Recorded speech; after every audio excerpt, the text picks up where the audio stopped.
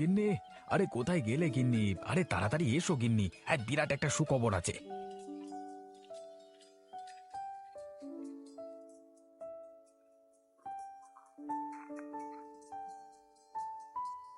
আরে কি হলো কি?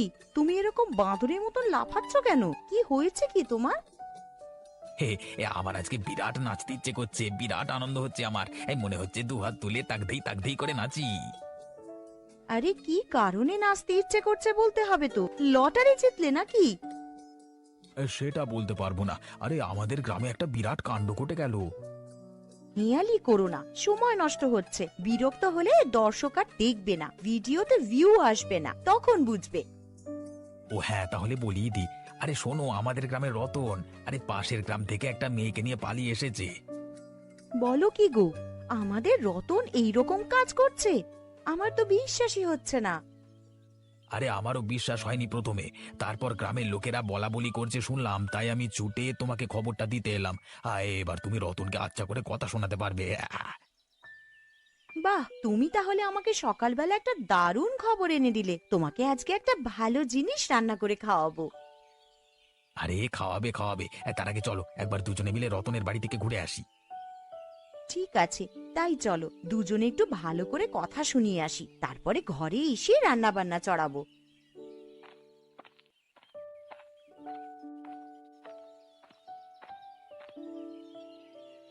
কি বলবো বলো দেখি, তুমি আমার হাত ধরে বেরিয়ে চলে এলে, এখন তোমাকে কি খাইয়ে রাখবো? ও নিয়ে তুমি চিন্তা করো না। তোমার ঘরের পাশে বেগুনের বাগান দেখলাম, না খেতে পেলে বেগুন ভর্তা আর ভাত, ওই খেয়েই থাকবো। না গো, খুব কষ্ট হচ্ছে। গ্রামের লোকেরা কি ভাববে বলো তো আমাদেরকে নিয়ে? গ্রামের লোকেরা কি ভাবলো তাতে কিছু যায় আসে না। তুমি আর আমি কেমন থাকলাম সেটাই অনেক। তোমার বাবা শুধু শুধু কত কষ্ট পাবে। কয়েকদিন যাক, আমি ঠিক বাবাকে বুঝিয়ে রাজি করিয়ে নেব। আর তোমার ওখানকার গ্রামের লোকেরা, যারা অসুস্থ হলে তোমাকে দেখাতে আসতো আর তোমার কাছে আয়ুর্বেদিক ওষুধ নিত?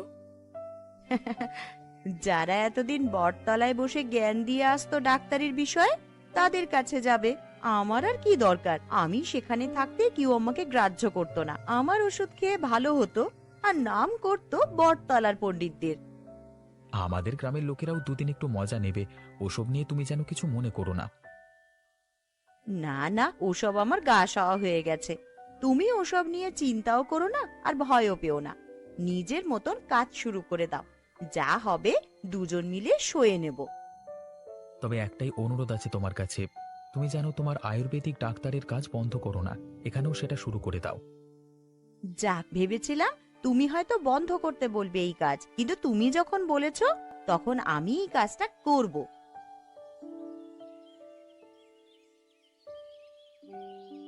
কি শুনলাম হে হরিপদ কাকা, তোমার মেয়ে নাকি পালিয়ে গেছে? কি আর বলবো বাবু, ভাগ্যে যে আমার এই লেখা ছিল সেটা আমি বুঝতে পারিনি। সারা জীবন বুকের রক্ত দিয়ে মেয়েটাকে মানুষ করলাম, সেই মেয়ে নাকি আমাকে ফেলে রেখে অন্য কারোর হাত ধরে পালিয়ে গেল। কিন্তু কোথায় গেছে না গেছে সেটা কি জানো, নাকি কোনো খবর পাওনি? আমাদের পাশের গ্রামই গেছে বাবু। আমার মেয়েটা যে এবার কিভাবে থাকবে সেটাই তো বুঝতে পারছি না। কি খেয়ে যে থাকবে, আদেও কি খেতে পাবে? দুঃখ করো না হরিপদ কাকা, আমি তোমাকে বলেছিলাম মেয়ে বড় হয়েছে, এবার বিয়েটা দিয়ে দিতে। দেখলে তো কেমন অঘটনটা ঘটলো। মেয়ে আয়ুর্বেদিক ওষুধে ডাক্তারি করত, আমি ভাবলাম করছে করুক নিজের ইচ্ছায়, মাথায় বুদ্ধি আছে, বুদ্ধিমতী মেয়ে মানুষের সাহায্য করছে।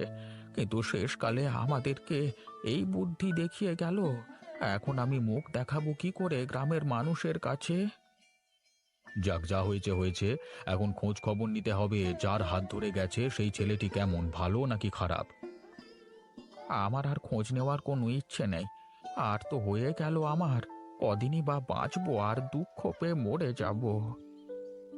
তুমি কোনো চিন্তা করো না হরিপদ কাকা, আমি ছদ্মবেশে গিয়ে সমস্ত খোঁজ খবর নিয়ে চলে আসব। আপনি যা পারেন করুন বাবু, আমার কোনো অসুবিধে নেই। কই হে রতন ভাই, তোমার নতুন বউ দেখতে এলাম তো। শুনলাম নাকি নতুন বিয়ে করেছো?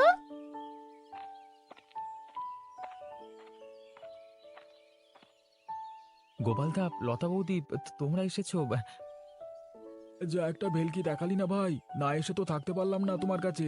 কই আমাদের নতুন বউকে বার করো। হ্যাঁ হ্যাঁ, করছি। কই গো, একবার বেরিয়ে এসো তো।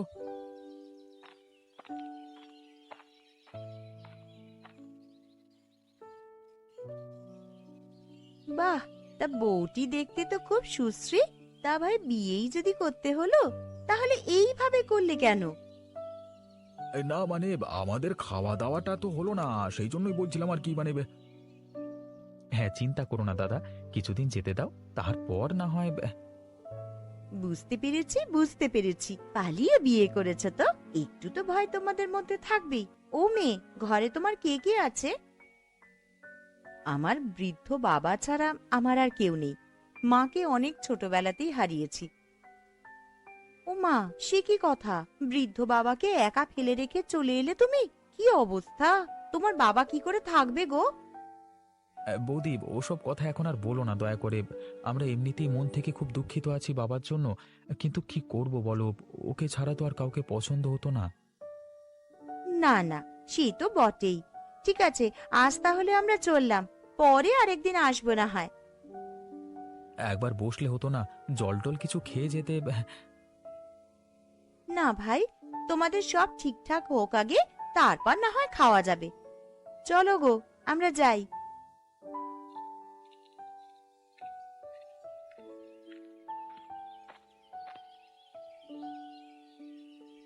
কই রে দৃষ্টি, কোথায় গেলি? বেরিয়ে আয় মা, তোর জন্য বেগুন নিয়ে এসেছি।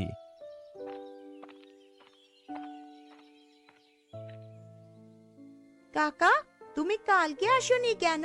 আমি কি শুনলাম, সেটা কি সত্যি? তুমি সত্যি করে নতুন কাকিমা এনেছো? হ্যাঁ এনেছি রে, তুই তো যেতে পারতিস আমাদের বাড়ি, আমি ভাবলাম তুই যাবি, গিয়ে একবার দেখা করে আসবি। যেতাম তো, আমি তো যাচ্ছিলামই, কিন্তু পাড়ার লোকেরা আমাকে থামিয়ে দিল। বলল ওদের বাড়ি যাবি না। আমি তো কাল থেকে না খেয়ে ভয়ে আছি। সে কি রে, ভয় কিসের? আমাদের ছেড়ে তুই থাকতে পারবি না? না কাকা, তুমি ছাড়া তো আমাকে কেউ দেখে না। না খেতে পেয়ে থাকলেও কেউ আমার খবর নেয় না। তাহলে আর কি, লোকের কথা শুনবার কোনো দরকার নেই। তুই যেমন আমাদের বাড়ি যাচ্ছিস তেমনই যাবি, তোর কাকিমা তোকে পেলে খুব খুশি হবে। না, একদিন তুমি কাকিমাকে এখানে নিয়ে এসো। আগে কাকিমার সাথে কথা বলি, তারপর। বেশ বেশ, তুই যখন চাইছিস তাহলে তোর কাকিমাকে তোর কাছে নিয়ে আসবো। তুই এখন এই বেগুনগুলো নে, হ্যাঁ, বেগুনগুলো নিয়ে রান্না করে খাবি, কেমন? কাকিমার হাতের রান্না একদিন খাওয়াবে তো? হ্যাঁ রে পাগলি, খাওয়াবো, তুই কোনো চিন্তা করিস না।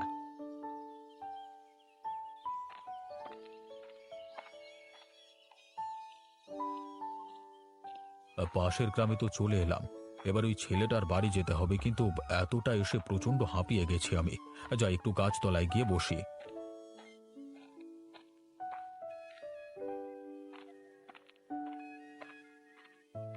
কি ব্যাপার মশাই, আপনাকে তো ঠিক চিনতে পারলাম না, আপনি কে?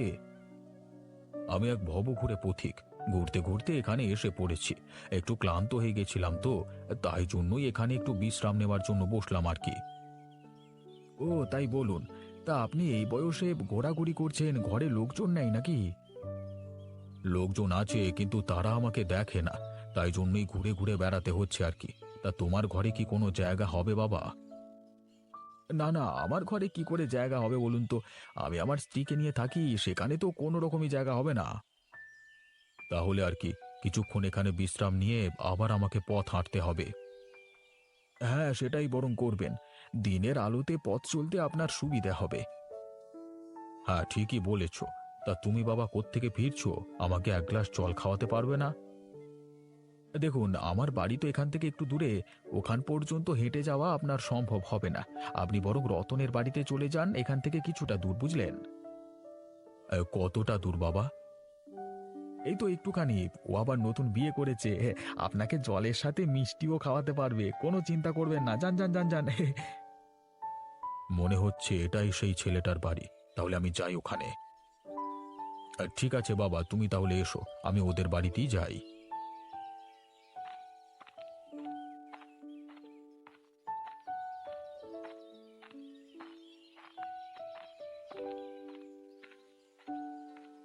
বাড়িতে কেউ আছো বাবা? দয়া করে একটিবার বেরিয়ে এসো না। আমার প্রচন্ড জল তেষ্টা পেয়ে গেছে, আমাকে এক গ্লাস জল দেবে বাবা?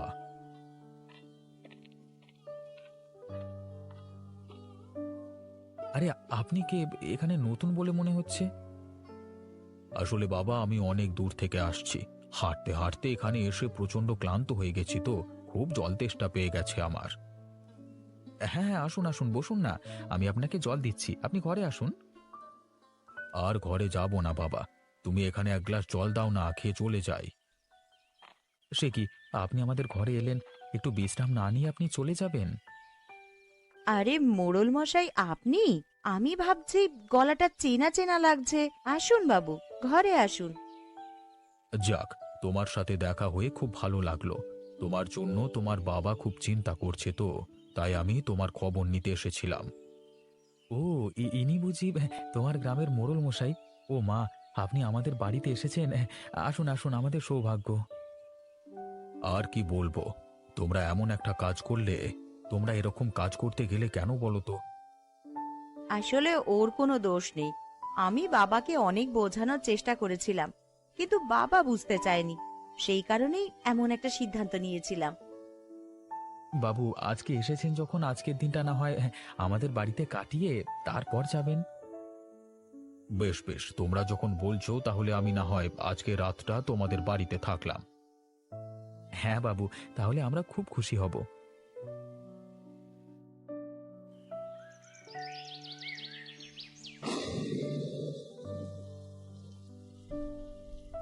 সে কি হে রতন ভাই, এই যে দেখছি প্রচন্ড ঝড় বৃষ্টি নামলো, তা তোমার বেগুন গাছগুলোর তো এবার ক্ষতি হয়ে যেতে পারে মনে হচ্ছে। না বাবু, আমার বেগুন গাছের কোনো ক্ষতি হবে না। আমার বেগুন গাছগুলো অনেক ঝড় বৃষ্টি রোদ সহ্য করে দাঁড়িয়ে আছে সারা বছর। তাই নাকি? তোমার বেগুন গাছ থেকে তাহলে সারা বছর সব সময় বেগুন পাওয়া যায়? হ্যাঁ বাবু, পাওয়া যায়, বছরে সব সময় পাওয়া যায়। বাহ, তাহলে তো তোমার বেগুন গাছগুলো একদম অন্যরকম বলতে হবে। কোত্থেকে পেয়েছিলে এই বেগুন গাছ? আমার বাবা আমাকে এই বেগুনের চারা দিয়ে গিয়েছিল, তখন থেকে আমি এই বেগুন গাছগুলো চাষ করে আসছি। রতন ভাই, রতন ভাই, জলদি এসো রতন ভাই, একবার দরজা খোলো, এইদিকে যে আমার ক্ষতি হয়ে যাচ্ছে অনেক।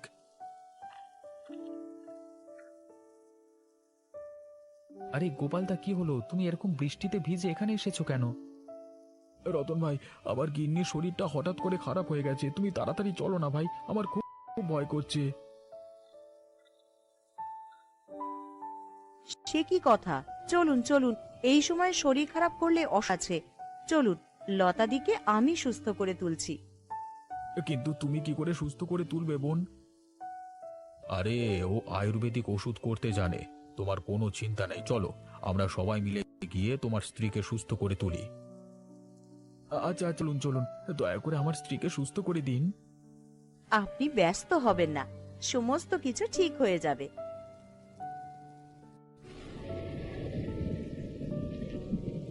গোপালদা, আপনি একটু আপনার স্ত্রীকে ধরুন। আমি এই ওষুধটা আপনার স্ত্রীকে তাড়াতাড়ি খাইয়ে দিই, তাহলেই উনি সুস্থ হয়ে যাবেন। হ্যাঁ বোন, আমি ধরছি। আমার স্ত্রীর কি হলো বোন? ও সুস্থ হয়ে যাবে তো? কিছুক্ষণ অপেক্ষা করুন, দেখবেন ঠিক হয়ে গেছে। আমি কোথায়? আমার কি হয়েছিল? এই আবহাওয়ার পরিবর্তনে তোমার একটু শরীরটা খারাপ হয়ে গিয়েছিল। এখন তোমার কেমন লাগছে? হঠাৎ করে মাথাটা কেমন ঘুরে গেল, তারপর আর কিছু মনে নেই। এখন অনেকটা সুস্থ লাগছে। নীলিমা বোন, তোমাকে অসংখ্য ধন্যবাদ, তুমি আমাদের এইভাবে সাহায্য করলে। ধন্যবাদ দেবার প্রয়োজন নেই, এটাই তো আমার কাজ। আমি আমার কাজ করেছি, কোনো অসুবিধা নেই। সত্যি রতন, তুই একজনকে নিয়ে এসেছিস বটে, আমাদের গ্রামের অনেক উপকার হবে রে। ঠিকই বলেছ, নীলিমার মতন একজন ভালো মেয়ে আমাদের গ্রামে এসেছে, আমরা ধন্য হয়েছি। এই তো, গ্রামের লোকেরা নীলিমাকে খুবই ভালোবাসছে। যাক, আমার এটা দেখে খুব ভালো লাগলো। রতন ভাই, একদিন সবাই মিলে বিরাট একটা খাওয়া দাওয়ার আয়োজন করব, কেমন? হ্যাঁ, হবে হবে, সব হবে। শুধু একবার সবকিছু ঠিকঠাক হতে দাও, ওর বাবাকে তো মানাতে হবে। না হলে আমাদের উপর রাগ করে বসেন।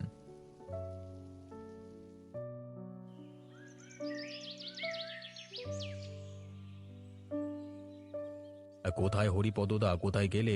আমি চলে এলাম তোমাদের মেয়ের পরিবার দেখে।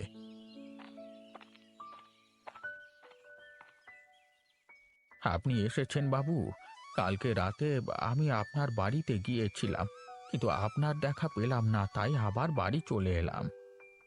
আরে কালকে রাতে আমি তোমার মেয়ের বাড়িতে ছিলাম, তারা কত খাতির যত্ন করলো আমাকে। কিন্তু বাবু, আপনি তো বললেন ছদ্মবেশে গিয়ে দেখে চলে আসবো। আপনি ওদের ঘরে সারা রাত ছিলেন। কি করব বলো কাকা, ওরা কিছুতেই আমাকে ছাড়লো না। আদর আপ্যায়ন করে বেগুনের ভর্তা দিয়ে ভাত খাইয়ে তারপর ছাড়লো। তাহলে আর কি বলবার বাবু, আমার মনের কষ্টটা আপনি বুঝছেন না। না হে হরিপদ কাকা, তুমি যেমনটা ভাবছো তেমনটা নয়। ছেলেটা খুবই ভালো, আর গ্রামের লোকেরাও তোমার মেয়েকে খুব ভালোবেসেছে। তারা আর তোমার মেয়েকে ছাড়বে বলে মনে হয় না। গ্রামের লোকেরা ছাড়বে না? কিন্তু কেন?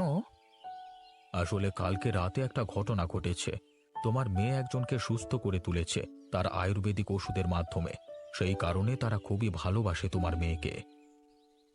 যাক, শুনেও বাঁচলাম যে আমার মেয়ে ওখানে কি উপকার করছে কারোর। না হে হরিপদ কাকা, তুমি এই ভুলটা করো না। তুমি মেনে নাও সম্পর্কটাকে, ওদের নিজেদের মতো বাঁচতে দাও। আমি একটু ভেবে দেখি বাবু, ভাবনা চিন্তা করে যদি কিছু খুঁজে পাই তাহলে তার একটা ব্যবস্থা হবে। ঠিক আছে, আমি তোমাকে জোর করব না। তুমি সময় নাও, ভেবে দেখো। ওদেরকে মেনে নিলে আমরা দুজনে মিলে গিয়ে একবার ঘুরে আসব। কি রে দৃষ্টি, তোর রতন কাকা বিয়ে করে তোকে ভুলে গেল নাকি? এরকম বলছো কেন দিদি? আমার রতন কাকা আমাকে ভুলে যাবে কেন? কই, তোদের বাড়িতে তো আর আসতে দেখি না, আর তোকেও তো যেতে দেখি না, তাই জন্যই তো বলছি আর কি। দেখ, আবার নতুন বিয়ে হয়েছে তো। আমার রতন কাকা বিয়ের পরে আমার সাথে দেখা করে গিয়েছিল। আমি এখন ওদের বাড়ি যাইনি, তার কারণ আছে। আসলে নতুন কাকিমা তো এখনো আমার সঙ্গে পরিচিত।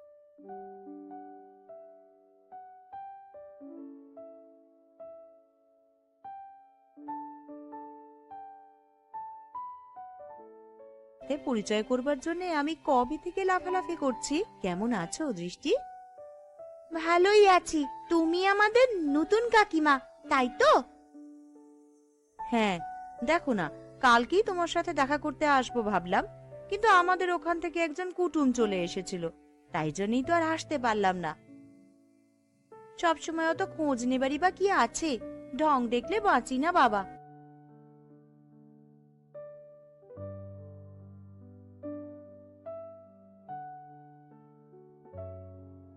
ঘরের লোক ছাড়া আর কি। আচ্ছা দৃষ্টি, তুমি এখানে একা একা থাকো কেন? মা বাবা চলে যাবার পর থেকে আমি তো এখানেই থাকি। এরপর থেকে তুমি আমাদের সাথে থাকবে, আমাদের বাড়িতে। বাবারে, কত নাটক! আর আমি দেখতে পারছি না, এবার এখান থেকে চলে যেতে হবে।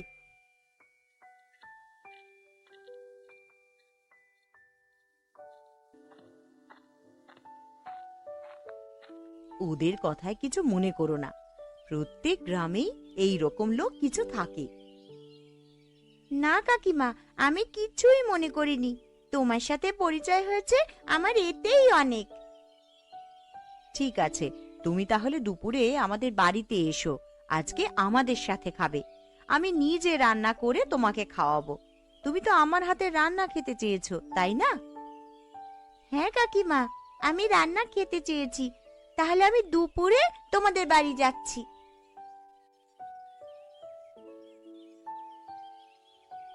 কই হে রতন, নীলিমামা কোথায় গেলে? দেখো তোমাদের কাকে নিয়ে এসেছি।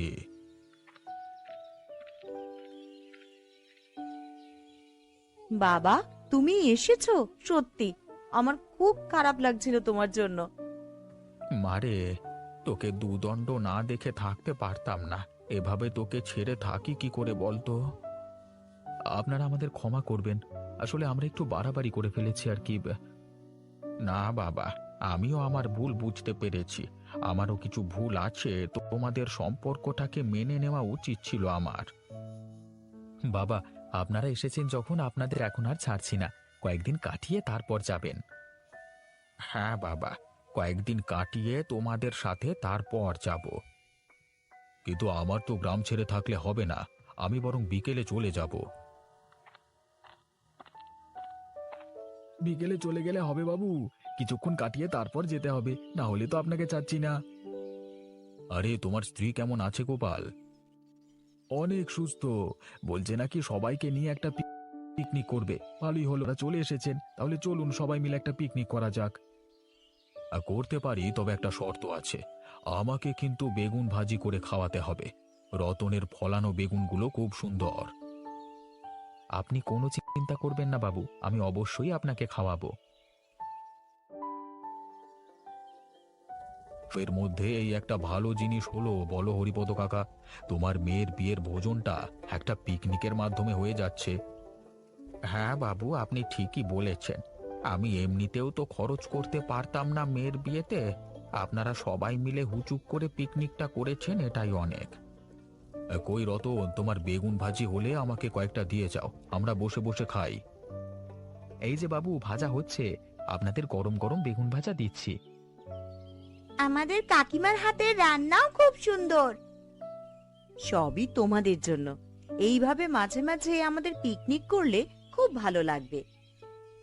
আরে নাও নাও গিন্নি, ওদিকে বাবু আর তোমার বাবা বসে আছেন, ওদেরকে তাড়াতাড়ি গরম গরম বেগুন ভাজা দিতে হবে। হ্যাঁ গো, আমি দিচ্ছি, তুমি ততক্ষণ মাংসগুলো প্রস্তুত করো। গরম মাংসের ঝোল রান্না করেই সকলকে খেতে দিয়ে দেবো।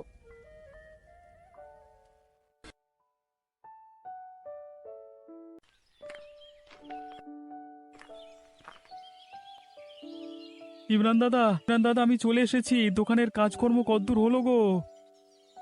এই জ্বালাতে চলে এলো, একটু শান্তি করে বসে নাকি তোরা? হ্যাঁ, তুমি এভাবে বলছো কেন? তুমি তো আমাকে বলে গেলে যখন সময় হবে দোকানে আসিস। সেসব কথা ভুলে গেছি, এখন এখান থেকে যা। এই দোকানে আর কখনো আসবি না, আর ভাগ চাইবি না কোনো কিছুর। এবার কিন্তু বড্ড বেশি বাড়াবাড়ি হয়ে যাচ্ছে ইমরান দাদা। আমাদের দোকান, আর তুমি আমাকে এখানে আসতে বারণ করছো? কি মনে করেছো তুমি? দেখ, তোরা এতে স্বাক্ষর করেছিস, এটা লেখা আছে তুই আমার নামে দোকানটা করে দিচ্ছিস, আর ব্যবসায় কোনোদিন ভাগও চাইবি না। তোরা দুটো ভাই তো স্বাক্ষর করে দিলি, আমার ভাগ্যটা খুলে গেল। ইমরান দা, তুমি আমাদের সাথে এরকম ধোঁকা করতে পারলে? আমরা তো তোমাকে নিজের দাদার মতো ভেবেছিলাম, চোখ বুজে স্বাক্ষর করে দিয়েছিলাম, আর তুমি এতটা নিচে নামলে। এই ব্যবসার জন্য আমি সব কিছু করব রে, টাকা চাই টাকা। এই দুনিয়ায় টাকা ছাড়া কেউ আপন নয়। বন্ধু বান্ধব আত্মীয় স্বজন সবই হলো মায়া, টাকা না থাকলে কেউ পাশে থাকবে না। তুমি তো আমাদের অসহায় করে দিলে গো। ভেবেছিলাম দোকানটা আমাদের কাছে আছে, সেটাই তুমি কেড়ে নিলে। সুযোগের ব্যবহার সবাই করে নিচ্ছে। এই এখান থেকে যা তো, আর সামনে জ্ঞান জ্ঞান করিস না, উঠে লাগাবো একটা থাপ্পড়। বেরো বেরো এখান থেকে, আর এই দোকানে আসবি না, এখানে শুধু আমি রাজ করব।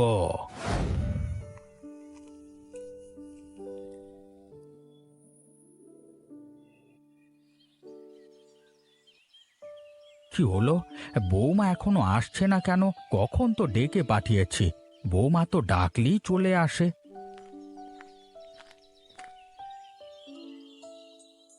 কাকা বাবু, আমাকে ডেকেছেন? আরে কাকা বাবু, এরকম ভালো জামা কাপড় পরে কোথায় বেরোচ্ছেন? আসলে আমি শহরে চলে যাচ্ছি আমার ছেলের কাছে। বয়স হচ্ছে তো, আর একা পারি না এই গ্রামে। আর কোনোদিন এই গ্রামে ফিরবো না গো। সবকিছু ছেড়ে চলে যাচ্ছেন কাকা বাবু? আপনার সাথে কত হাসি মজা করেছি, কত আনন্দের মুহূর্ত আপনার সাথে। এখানে সব মায়া ত্যাগ করে দেবেন? মায়া তো কোনোদিন কাটানো যায় না, সেটা সব সময় মনের কোণে থেকে যাবে। তবে বৌমা, তুমি আমার যতটা খেয়াল রেখেছো, সেটা মনে হয় নিজের বৌমাও রাখবে না। কাকা বাবু, আপনি এত ভালো মনের মানুষ, সকলকে এত সাহায্য করেন, আর এইটুকু তো আমি করতেই পারি, তাই না? বৌমা, এটা ধরো, তুমি আমার জন্য এত কিছু করেছো, এত খেয়াল করেছো আমার, কোনো দিন আমার এটা মনে হয়নি এখানে আমার কেউ নেই, তাই জন্য এটা তোমার উপহার। কি আছে কাকা বাবু এটাই? আমার যে বড় পুকুরটা আছে ওটার কাগজ, ওই পুকুরটা আমি তোমার নামে লিখে দিয়েছি। এখানে তো আমি আর আসবো না, পড়ে থেকে কি হবে? ওতে অনেক মাছ আছে। আজকে থেকে সব তোমাদের। মোহন তো মারা গেল, এই পুকুরই তোমাদের বিপদ থেকে রক্ষা করবে। অসংখ্য ধন্যবাদ কাকা বাবু, আমাদের এত স্নেহ করার জন্য। আপনি সাবধানে যাবেন আর আমাদেরকে কোনোদিন ভুলে যাবেন না। যখন সময় পাবেন ছেলেকে নিয়ে এখানে আসবেন। তোমাদের পরিবারকে আমি কখনো ভুলতে পারবো না। আমাকে এত ভালোবেসেছো তোমরা সবাই। তবে আর আসতে পারবো কি বলতে পারছি না, বয়স হচ্ছে তো। আচ্ছা, আমি আসছি, তোমরা সকলে ভালো থেকো।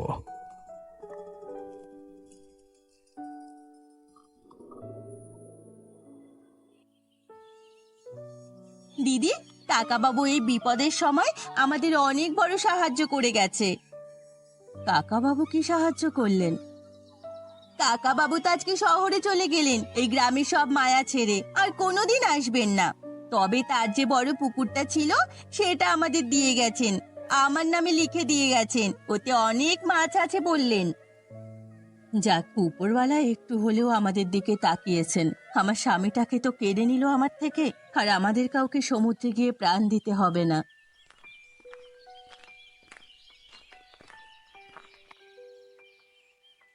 গিন্নি, আমি চলে এসেছি, খেতে দাও। গোপাল, তোমার কি হলো? তোমার মুখটা ওরকম বাংলার পাঁচের মতো হয়ে আছে কেন?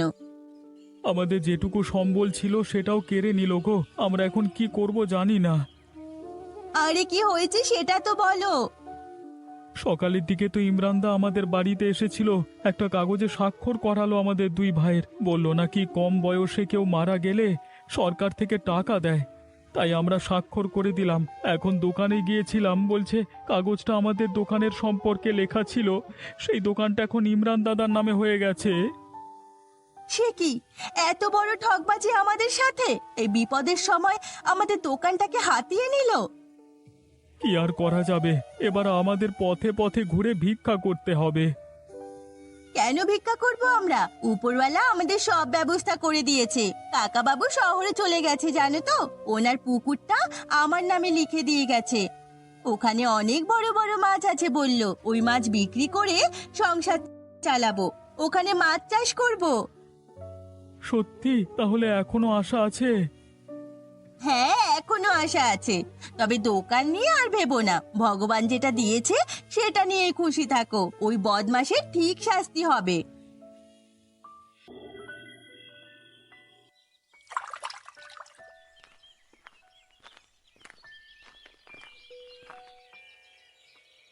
আরে কি হলো গো তোমার? তোমার পাটা ফুলে ঢোল হয়ে গেছে, হঠাৎ করে কি হলো? আমি তো রান্না করছিলাম, রান্না করে যখন উঠে বাইরে আসছি তখন একটা দেওয়াল থেকে একটা বড় মাটির খণ্ড ঝরে পড়ে যায়। সব কটা পড়ে আমার পায়ের ওপরে। তারপরে এই অবস্থা। তোমাকে কতবার বলেছি একটা পাকা বাড়ি করো, সে তো করবেই না। আমি মরলে তবে ভালো হতো। কিচ্ছু হবে না তোমার, তুমি ভালো করে জল দাও, দেখবে পায়ের পুলোটা কমে যাবে। সে তো আমি দিচ্ছি। আজকে আর দুপুরের খাবার কিছু নেই, সব খাবার নষ্ট হয়ে গেছে। ভিতরে গিয়ে দেখো দেয়ালটার কি অবস্থা। আহারে, আমার গিন্নির খুব লেগেছে। আমাদের বাড়িটা তো বেশ ভালোই মজবুত, হঠাৎ এরকম হলো কেন? ব্যাপারটা তো ভাববার আছে। আমি এদিকে যন্ত্রণায় মরে যাচ্ছি আর ও সব ভাবনা নিয়ে চিন্তায় আছে। বউয়ের যদি থাকতে তাহলে একটা পাকা বাড়ি করতে। এবার কোন দিন দেখবে চালটা ভেঙে আমার ঘাড়ে পড়ে আছে, আমি চাপা পড়ে মরে যাব। কি সব অলক্ষণে কথা বলছো? একদম এসব অলক্ষণে কথা বলবে না। কি ভুল কথা বলেছি আমি? আজকে মাটির খণ্ডগুলো পড়ে গেল, কবে দেখবে বাড়িটাই পড়ে গেছে। আমার বাড়িটা তো কম মজবুত নয়, হঠাৎ এভাবে মাটির খণ্ড ভেঙে পড়া, কিছু তো একটা ব্যাপার আছে। এসব আবার মোহনের আত্মা করছে না তো? আমি শুনেছিলাম কেউ এভাবে মারা গেলে তার আত্মা নাকি শান্তি পায় না। আমিও নাকি সব ভাবছি, ধর ধর, সব উল্টো পাল্টা কথা।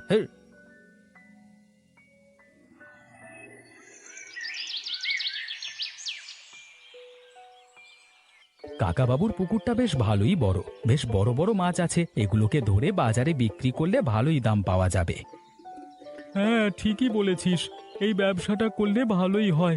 এই মাছগুলো শেষ হয়ে গেলে আবার মাছ চাষ করব, আমাদের আর সমুদ্রেও যেতে হবে না।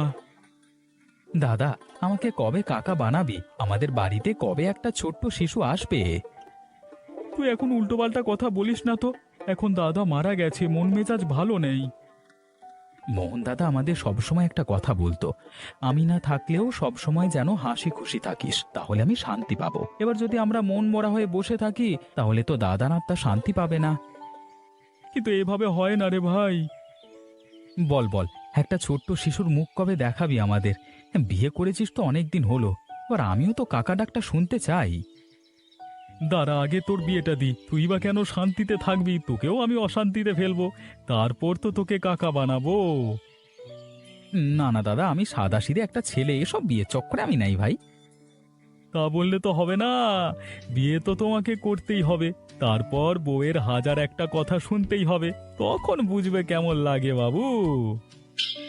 বিয়ে করব নাকি? তোরা যদি আমায় জোর করে বিয়ে দিস তাহলে আমি বিয়ের মণ্ডপ থেকে উঠে যাবো, তারপর দেরে ছুট দেবো। কেন রে? আরে বিয়ে করতে তোরা তো ভয় কিসের? এই মেয়েদের মন বোঝা আমার পক্ষে সম্ভব নয়। আমি সরল সাদাসিধে একটা ছেলে, এরকম জটিলতায় পড়তে চাই না। তোরা ভালোভাবে ঘর সংসার কর। সত্যি বাপু, তুই পারিস বটে। হ্যাঁ,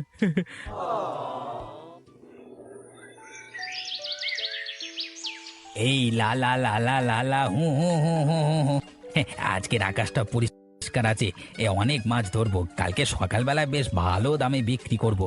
গিন্নির জন্য ভালো ভালো কাপড় কিনে নিয়ে যাব। ওই মোহনকে সরিয়ে দিয়েছি, ব্যবসা তো ভালো করতেই হবে। আরে আরে, কি হলো? হঠাৎ করে উল্টে কি করে? কোনো ঢেউ নেই, কোথাও কিছু নেই, নৌকাটা উল্টে গেল কেন? যাই যাই, সাঁতার কেটে নৌকার কাছে যাই। ওরে বাবা, মনে হচ্ছে কোনো কারণে ভারসাম্য হারিয়ে ফেলেছে। বাবা বাবা, পোশাক আশাক তো সব ভিজে গেল। আরে আরে, হঠাৎ করে আমার পা ধুয়ে টানছে, এটা তো মনে হচ্ছে কেউ হাত দিয়ে টানছে। সমুদ্রের কোনো জীব নয় তো? বাঁচাও বাঁচাও আমাকে, আজকে হঠাৎ আমার সাথে কিছু ঘটনা ঘটছে। ওরে বাবা, এই জায়গাতে তো, এই জায়গাকে আমি আমি টেলে ফেলে দিয়েছিলাম।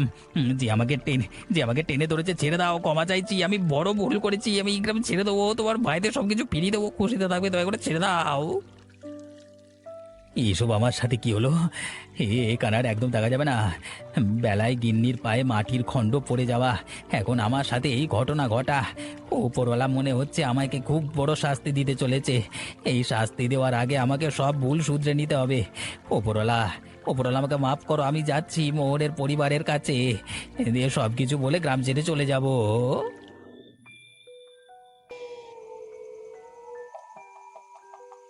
গিন্নি, তাড়াতাড়ি দরজা খোলো, আমি বাড়ি চলে এসেছি। কোথায় গেলে গো গিন্নি? তোমায় তো ডাকছি আমি। কি হলো গো, তুমি দরজাটা ভেঙে ফেলবে নাকি? এই মাত্র তো ডাকলে, আসার সময় কি দেবে নাকি? কি হয়েছে বলো তো, তোমার মুখ এরকম শুকনো লাগছে কেন? আমি যে খারাপ কাজ করেছি সবকিছু গিয়ে বলে দেবো মালতী বৌদিকে, সবকিছু স্বীকার করে নিয়ে ক্ষমা চেয়ে নেবো। এসব তুমি কি বলছো? সবকিছু স্বীকার করে নিলে সবার কাছে আমরা খারাপ হয়ে যাব? এই গ্রামে কি আর আমাদের সম্মান থাকবে? দরকার নেই আমার সম্মানের, আমরা এই গ্রাম ছেড়ে দেবো, তবে তবে আমি কালকে সকালে গিয়ে সব স্বীকার করে নেব। কি হয়েছে তোমার? তুমি এরকম আচরণ করছো কেন? চুপ, একদম চুপ, একটা কথাও বলবে না তুমি। আমি যেটা বলছি সেটাই শুনবে, একটা বাজে কথা বলবে না, আমার মাথা ঠিক নেই। আচ্ছা তুমি বলো, আমি এখন কিচ্ছু বলবো না। আমি সমুদ্রে মাছ ধরছিলাম, সমুদ্র একদম শান্ত ছিল, হঠাৎই নৌকাটা উল্টে গেল। তারপর আমি সাঁতার কেটে যখন নৌকার কাছে যেতে যাব, কে যেন আমার পা ধরে টানছে। কোনো সামুদ্রিক জীব নয়, কারণ সামুদ্রিক জীব হলে আমি বেঁচে ফিরতে পারতাম না। কিন্তু আমি যখনই বললাম সবার কাছে ক্ষমা চেয়ে নেবো, তখন দিলাম হুট করে পাটা ছেড়ে দিল। ও, ওপরওয়ালা আমাদের শাস্তি দিচ্ছে। এইসব তোমার ভ্রম, কিচ্ছু হয়নি তোমার, তাহলে আবার কি আছে? তুমি কি চাও আমি মরে যাই? আজকে মৃত্যুর মুখ থেকে ফিরে এসেছি আমি। আমি আর এসবে নাই বাবা, ও ওপরওয়ালা আছে, আমার বিশ্বাস হয়ে গেছে, যা দৃশ্য আমি দেখলাম। তুমি এত করে বলছো যখন, তাহলে ঠিকই হবে। তুমি তো ভুলভাল কিছু বলো না। আচ্ছা, আমরা কালকে গিয়ে ক্ষমা চাইবো, তার সাথে সাথে এই গ্রাম ছেড়ে চলে যাব। এখন ভেতরে এসো।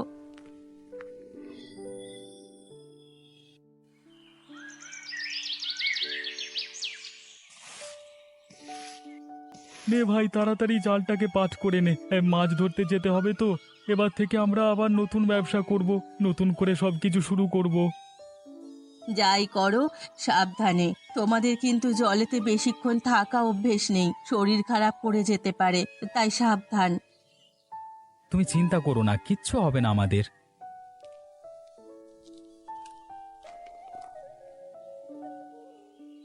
ভাই, তোদের সাথে আমি কিছু কথা বলতে এসেছি। ইমরান দাদা, ভালোভাবে বলছি আমাদের বাড়ি থেকে বেরিয়ে যাও, না হলে কিন্তু আমি অন্য কিছু করতে বাধ্য হব। ঠকবাজ লোক একটা। গোপাল, অত মাথা গরম করো না, কি বলতে এসেছো শোনো না। দাদা, আপনি বলুন কি বলবেন। বৌদি, তোমার স্বামী আমার জন্য মারা গেছে গো। সেই রাতে আমি ইচ্ছে করে ফেলে দিয়েছিলাম মোহনকে, শুধুমাত্র একা ব্যবসা করব বলে। তারপর তারপর তোমাদের দোকানটাকেও হাতিয়ে নিয়েছি। তার জন্য আমি ক্ষমা প্রার্থী। ওপরওয়ালা আমাদেরকে শাস্তি দিতে শুরু করেছে, আমরা আর এই শাস্তির ভাগিদার হতে চাই না। জানি অনেক বড় ভুল করেছি, ক্ষমা আমাদের করতে পারবে না তো, ক্ষমা চাইছি গো। ইমরান দাদা, সবকিছু শেষ করে দেওয়ার পর ক্ষমা চাওয়ার কোনো মানে হয়? আপনি শুধুমাত্র এইটুকুর জন্য আমার স্বামীকে মেরে ফেললেন। সবাই বলে ওপরওয়ালা আছে। সত্যি এই কাজের জন্য আমাকে শাস্তি দিতে শুরু করেছে, তাই আমি গ্রাম ছেড়ে দিচ্ছি। আর তোমাদের দোকান তোমাদেরকে ফিরিয়ে দিলাম, আমার সমস্ত সম্পত্তি তোমাদেরকে দিয়ে দিলাম। আপনি নিজের ভুল বুঝতে পেরেছেন, এটা দেখে ভালো লাগছে। কিন্তু আমার এত বড় ক্ষতি করলেন যে আমি আর নিজেকে সামলাতে পারছি না। ভাই, তোরা আমাকে ক্ষমা করে দে। আমি গ্রাম ছেড়ে দিচ্ছি, আজকে এই মুহূর্তে আমি এখান থেকে চলে যাচ্ছি। আমার সমস্ত সম্পত্তি তোদের। ওপরওয়ালা, ওপরওয়ালা, তুমি আমাকে আর শাস্তি দিও না। এ থেকে বেশি কিছু আমি আর করতে পারবো না। ভুল করলে ক্ষমা করা যায়, এটা ভুলের থেকেও বেশি। ভুল শুধরানো যায়, কিন্তু আপনি যেটা করেছেন সেটা কি করে শোধরাবেন? এর থেকে বেশি কিছু আমার আর বলার নেই। যেখানেই থাকবেন ভালো থাকবেন। তবে যাই হোক, ওপরওয়ালা আমাদের কপাল দিয়েছে। দোকান হারালাম, ফিরে পেলাম। আমার স্ত্রীর জন্য একটা বড় মাছ ভর্তি পুকুর পেলাম, কিন্তু দাদাকে ফিরে পাবো না, এটাই আমাদের আফসোস। কিরে রতন, রমেশ, তোরা দুজন আমার পথ আটকে এভাবে দাঁড়িয়ে আছিস কেন? পথ ছাড়, পথ ছাড়, আমি বাড়িতে যাব। তোমাকে তো এমনি এমনি আমরা বাড়ি যেতে দেব না। তোমাকে কত করে বলেছি আমাদের ভাগের টাকা এখন আমাদের দিয়ে দাও, তুমি তো কোনো কথাই শুনছো না। দেখছি সোজা আঙুলে ঘি না উঠলে আঙুল কিন্তু ব্যাকা করতে হবে। তোদের ভাগের টাকা তো আমি তোদের দিয়ে দিয়েছি, আবার কিসের ভাগের টাকার কথা বলছিস? নতুন করে একই কথা আবার বলতে হবে নাকি? তুমি আমাদের তুলনায় বেশি টাকা নিয়েছো, এখন আমাদের সেই সম পরিমাণে টাকা দেবে, না হলে কোনোভাবে কিন্তু এখান থেকে বাড়িতে যেতে পারবে না, বলে দিলাম। আমি তোদের প্রধান, আমি অবশ্যই টাকা বেশি নেব। আমার মতো সম পরিমাণ টাকা তোরা কিভাবে চাস সেটাই তো তোকে আমি বুঝতে পারছি না। ওরে, ভালোই ভালোই বলছি, পথ ছেড়ে দে, না হলে আমাকে তো ভালোভাবেই চিনিস আমি কি করতে পারি। তুমি কি করতে পারো সেই ভয় নিয়ে তো আমরা এখানে দাঁড়িয়ে নেই। আমরা কি করতে পারি সেটা তুমি দেখতে চাও? বেশি বার বাড়িস না, ভালো হবে না। টাকাটা আমি দেবো না বলে দিলাম, এখান থেকে যা। আচ্ছা, টাকা দেবে না? এই রতন, ধর তোকে এখনই মজা দেখাচ্ছি। হায় হায়, আমার কি সর্বনাশ হলো! আমার স্বামীকে কারা এভাবে মেরে ফেললো? কারা আমাদের এত বড় সর্বনাশ করলো? আমি যে বিধবা হয়ে গেলাম, আমার মেয়েটা বাবা হারা এতিম হয়ে গেল। এখন আমাদের কি হবে? কিভাবে আমাদের সংসারটা চলবে? মা, বাবা কি হয়েছে? বাবা কথা বলছে না কেন? বাবা কি আমাদের ছেড়ে চলে গেছে? আমার মেয়েকে আমি কি জবাব দেব? আর উপরওয়ালা আমাদের সাথে এরকমটা কেন করলো? আমার স্বামীকে কারা মারলো? আমার মেয়েটারই বা এখন কি হবে? তুমি কোনো চিন্তা করো না বৌদি, আমরা আছি তো। দাদাকে কারা এভাবে মেরেছে আমরা তা বের করে ছাড়বো এবং তাদেরকে শাস্তি দেব। তোমার মেয়েকে নিয়ে কোনো চিন্তা করো না, আমরা তো আছি। আমরা তোমাদের সবাইকে দেখে রাখবো। লালটুদা খুবই ভালো মানুষ ছিল, আমাদের মধ্যে তাকে যে কে এভাবে মারতে পারে তা তো কল্পনাও করতে পারছি না। তোমরা সবাই থাকতে আমার স্বামীকে কি এভাবে মেরে ফেললো? তোমরা কি একটু দেখতে পারলে না আমার স্বামীটাকে? আমরা তো তখন ছিলাম না দাদার সাথে, না হলে কার এমন সাহস আছে দাদার গায়ে হাত তোলে? তবে যেই হোক, যারা এমন কাজ করেছে আমরা তাদেরকে ছাড়বো না বলে দিচ্ছি। এভাবে কেঁদে তো আর লাভ হবে না, যা হওয়ার তা হয়ে গেছে। লাশের সৎকার তো করতে হবে। চলো চলো গ্রামবাসীরা, লাশের সৎকার করবার ব্যবস্থা করি।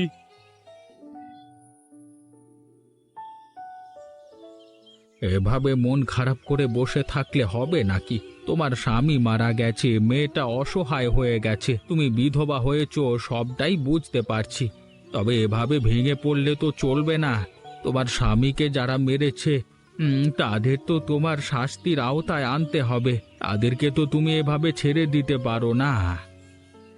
কি করব আমি বলুন? আমি একজন মহিলা মানুষ, কি বা করতে পারি? কারা এমনটা করেছে আমি তো কিছুই বুঝতে পারছি না। আমার স্বামীর সাথে কাদের শত্রুতা ছিল তাও তো জানি না। রতন ও রমেশ বলছে ওরা সবকিছু দেখাশোনা করবে, যারা অপরাধী তাদেরকে খুঁজে বের করে শাস্তির আওতায় আনবে। শিয়ালের কাছে মুরগির বর্গা দিচ্ছ নাকি তুমি? কি বললেন? কিছুই তো বুঝতে পারলাম না। শিয়ালের কাছে মুরগি বর্গা মানে?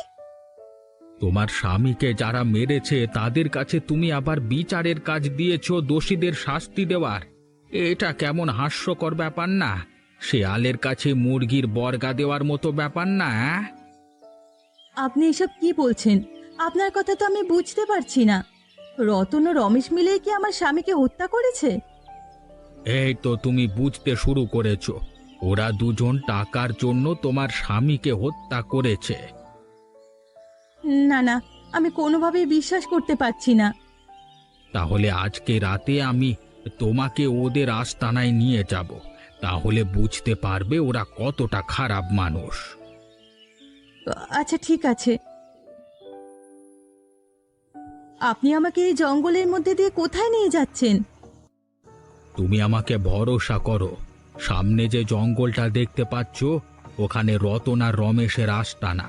তোমার স্বামী প্রায় সময় ওখানে থাক। তোমার স্বামী আসলে অতটা ভালো মানুষ ছিল না, তিনি ছিল ডাকাত দলের প্রধান। এসব আপনি কি বলছেন? এতক্ষণ আপনি যা বলছিলেন ভালোই বলছিলেন, তাতে আমি কিছুই বলি। আমার স্বামীকে আপনি ডাকাত বলবেন না। আমার স্বামী কতটা ভালো মানুষ তা আমি জানি। তিনি কোন রকম ভাবে এর সাথে জড়িত হতে পারেন না। আমার কথা তোমার বিশ্বাস করতে হয়তো সমস্যা হচ্ছে, তবে যেটা সত্যি সেটা তোমাকে মেনে নিতে হবে। সামনে এগিয়ে চলো, তাহলেই তো বুঝতে পারবে সবটা। আমি নিজের চোখে কিছু না দেখলে কিছুই বিশ্বাস করব না। ওই যে সামনে আলো দেখা যাচ্ছে, আর একটু সামনে গিয়ে আমরা ওখানে দাঁড়াবো। ভেতরে ওরা কি কথা বলছে তা শুনবো। তুমি কিন্তু কোনো শব্দ করবে না। ওদের কথা শুনে কোনো উত্তেজিত হবে না। ধরা পড়ে গেলে ওরা কিন্তু আমাদেরও খুন করে ফেলবে। আচ্ছা ঠিক আছে। লালটুকে মেরে ভালোই হলো। ওর বউকেও তো আলফাল বুঝিয়ে দিলাম, কেউ বুঝতেও পারলো না ওকে আমরা খুন করেছি।